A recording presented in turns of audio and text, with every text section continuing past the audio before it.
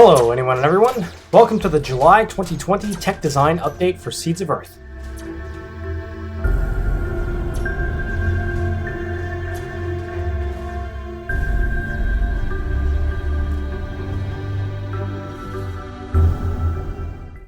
For this milestone, we're introducing a bunch of new mechanics and starting on the road toward a fully fleshed out early game experience.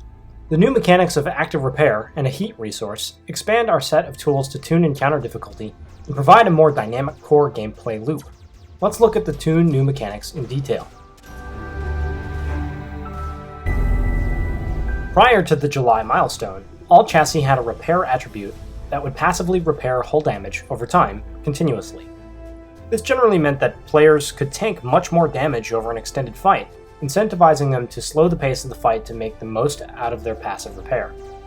Similarly, once a fight was over, most pilots were back to full integrity in a matter of moments, making each encounter very self-contained. To present more acute risk for pilots entering combat, ship chassis repair attributes have now been set to 0, so ships no longer passively regenerate integrity without equipping a module or purchasing an upgrade. In exchange for removing passive repair, the new active repair mechanic is introduced.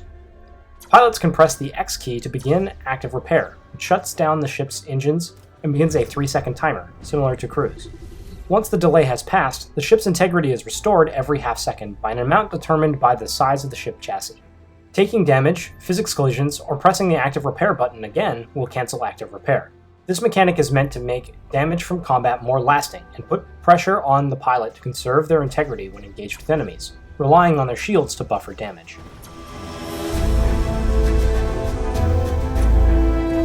Along with integrity and shields, managing power consumption is a major part of combat design. While power is straightforward, a competing resource provides more possible trade-offs and strategies. Including the heat resource now allows pilots to make decisions around power cost or heat buildup.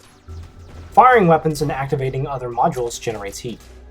Each chassis has a heat capacity based on the chassis size.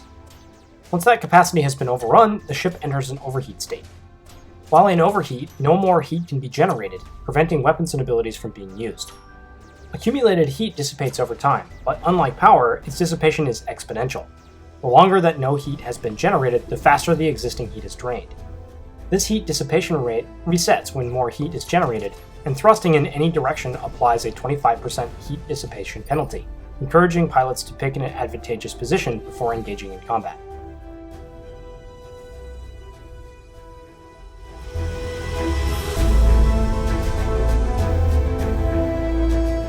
Finally, with all of these new features and enhancements, the game now has a solid core foundation that the game has, up until now, done nothing to teach the pilot about.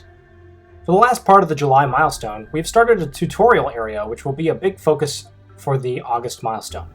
This tutorial area will teach new pilots the basics of the game and establish their role in the story for the rest of the events to come.